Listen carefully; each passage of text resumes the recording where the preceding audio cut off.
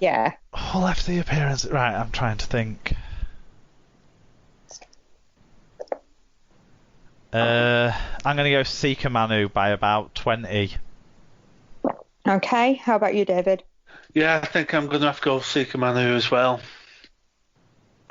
You're both wrong. Wow. It was Willie by 62.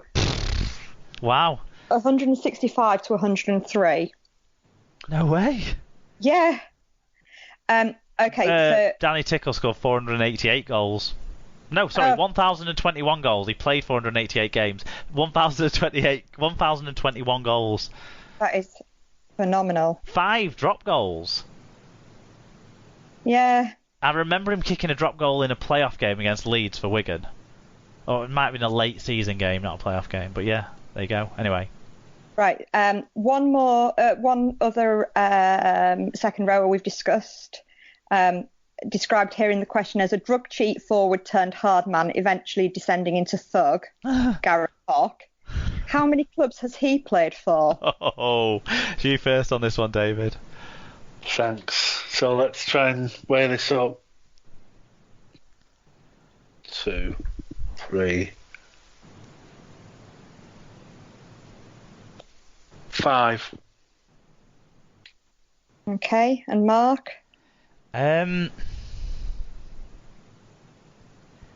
I think that I'm going to go with 5 as well. I was going to think 6, but I don't think he actually played a game for Barrow. So if Barrow's included, then it would be 6, but I don't think he actually played a game for them, so I'm going to say 5.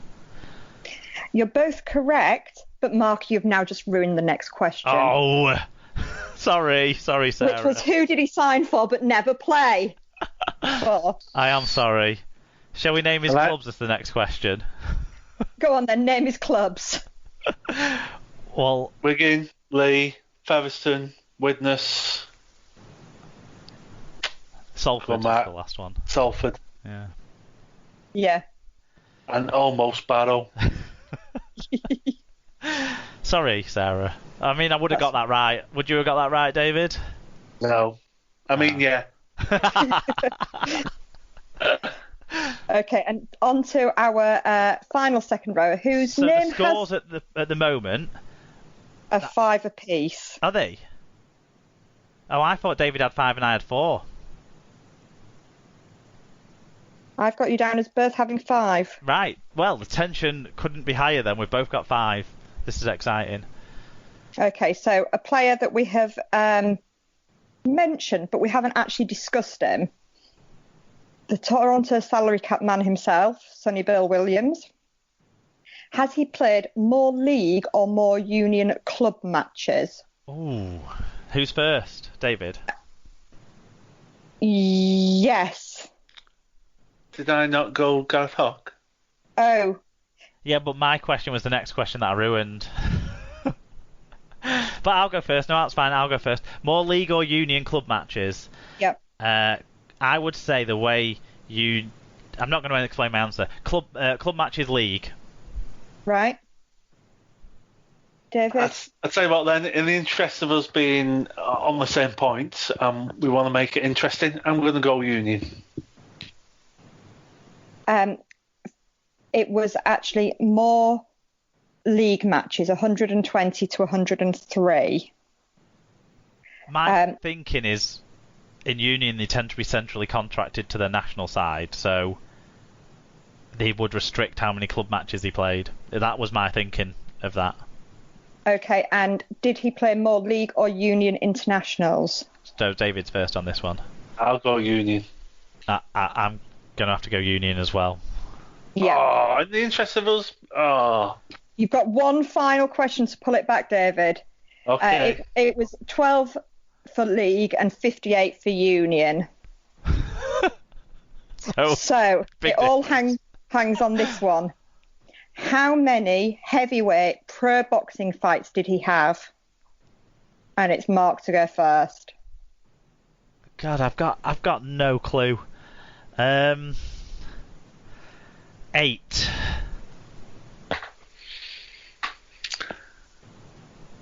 I wrote it down before you answered. 7. You're spot on, David. Get in. Get in. 7 apiece. Did your dad write a tiebreak question for us? Well, I suppose I could ask you one tiebreak. How many of these did he win? I have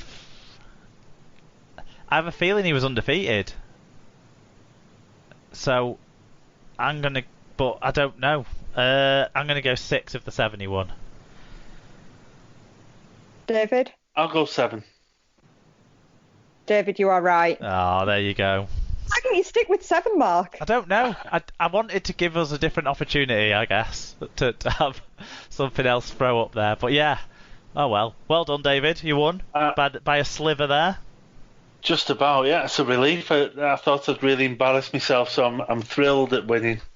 Even though it was good. It was a really good quiz. Thank you, Sarah.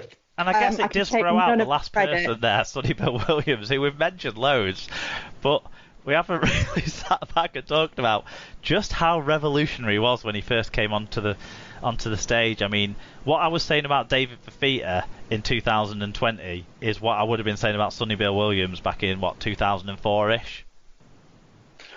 I remember him coming on the scene and those big shoulder charges. I mean, he's probably one of the reasons that got banned as a technique, because, geez, they were wicked. He was so strong. He was just a physical specimen of a young guy, strong, fast, such a tough competitor. And he's had a great career. Yeah, absolutely rock solid as well. Like, you just think there's no like most rugby league players these days are fantastically conditioned, but I think he's the most fantastically conditioned of them all, almost. Yeah, definitely. Fair enough. Right, okay, that second row is well and truly covered in a very good quiz to round that out. We're now going to move on to the wrap-up, where we'll talk about anything else we want to mention before we say goodbye for the week.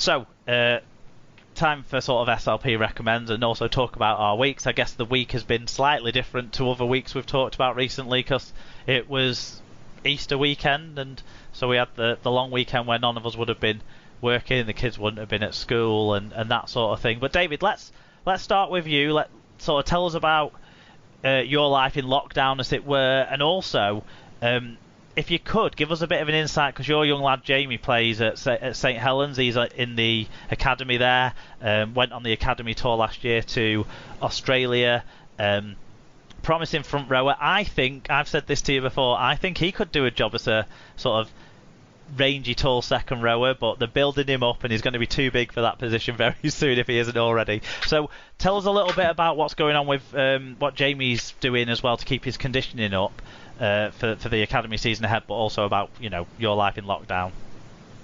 So lockdown for us, I work from home in between travelling for my job, so I'll travel a couple of days a week, work within education, supporting colleges in delivery of building services courses. So I'll travel and run sort of seminars and meetings and that across the UK, and in between I work from home.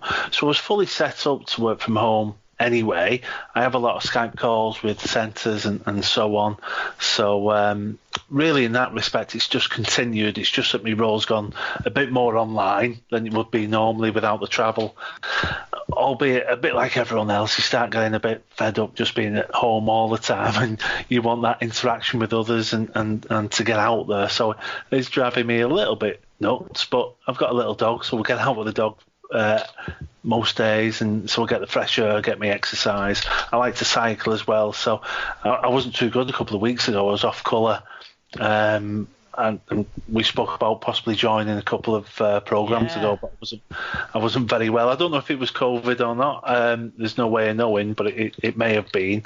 So I've really properly been in lockdown, certainly for the past sort of week and a half. Started to feel better middle of last week, and just done a few jobs around the house. And our Jamie's been working really hard to keep his fitness up. Actually, he's been really dedicated. He's been eating well. He watches his diet quite well because he's a big guy and he can put on weight easy.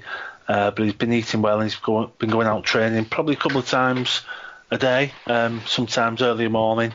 And then often in the evening he'll go out on the bike. He likes cycling, so he'll do some short, quick stints on the bike and get a real sweat up, and sometimes finishes it with a bit of a run after it. And what sort of contact are Saints still having with him? Does he still, is there groups where he chats to the other players? Do the coaches still kind of lay out some of the training programs that they expect him to be delivering on and that sort of stuff? Yeah, what they'll do, in sort of WhatsApp groups, and they'll give them targets and training activities, and they've got to send in videos and updates of them meeting the targets at certain intervals. I don't know too much more than that, because, to be honest, I don't want to pester him too much about his sport.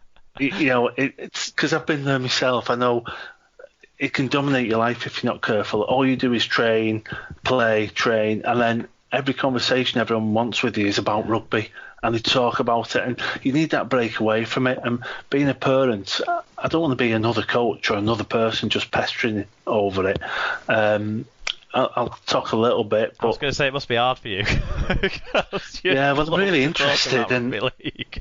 Yeah, I mean, what I pick up from the coaches and what I spoke to them from time to time. I've watched them from a distance, and what I pick up from Jamie, it's a very, very good club with some really good guys down there who are excellent at developing the players.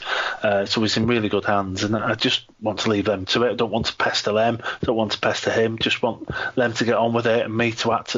I'm a parent, so I'm here to be supportive, and I want to be there for him when he has a bad game, because when you're playing well and things are going well, everyone's your best mate, everyone's patting you on the back. It's easy, the game's easy then. When it's not going too well, you've got an injury, or you didn't get selected or get the minutes you felt as though you should have got, or you don't feel your form's going as well, that's when you need someone in your corner supporting you, helping you, being there for you when you're struggling. So that's how I see it. I want to have the role of a dad. I don't want to move away from that. I'm not another coach. I don't want to fill his head. I don't want to pressure him. I've got 2 children, like everyone else, very proud of them, and just want to support them in their career options. It's just fortunate for me. It's a sport I'm passionate about, but equally, if it was something else, to get the same support, whatever sport that was. And of course, he's had to overcome some of those difficulties and adversities that you talk about. Last season, he picked up an injury. It meant he missed out on the sort of grand final and that stage of the season, the playoff stage of the season, and he nearly didn't get to go on the tour to Australia. So it was fantastic for him that he actually, the coaches, I guess because his club coaches were involved, it helped have the faith that he'd be able to get off the plane and go into playing action and stuff like that. But fantastic way to end that difficult year for him, wasn't it? He played, I think, about 22 games in the season, and he was a first-year academy player at Prop, and played pretty much every game from the start. It was just a very standard tackle against Bradford at home, twist of the ankle, tore 2 ligaments, syndesmosis, I think they call it, and it was really touch and go. Absolutely gutted for him missing the grand final. He'd been a big part of the season, and just seems unfair that he missed that opportunity. But he dug in. He worked really hard to get back to fitness and get on the plane to Australia. And he was still really struggling when he went out there, but he managed to get on the pitch for a few other games, which was a bit strange, really, because he hadn't really had the prep work and the development work prior to it. He was pretty much running one day and played a bit of a part the day after. But it was just nice for him to have that experience. It's more around the experience and what they gain from travelling, seeing different clubs, playing against different players. That whole experience is what they take from that, and it's something that's unique, I think, about the Saints club, the way the effort they put in to make that happen, and from all ends, all levels of the club pull together to create the finances, pull the finance together. The logistics of organising a trip of that scale is huge, so it's a real credit to them for doing that. Many of those academy players won't go on to play for Saints. Some will go on to play for Super League at other clubs, some at Championship level, and some will drop out the sport. That's just the nature of it. But that experience they'll carry forever, and the values, the things they've learned from that experience will help them in any walk of life, any trade or vocation they go into. That'll be valuable experience.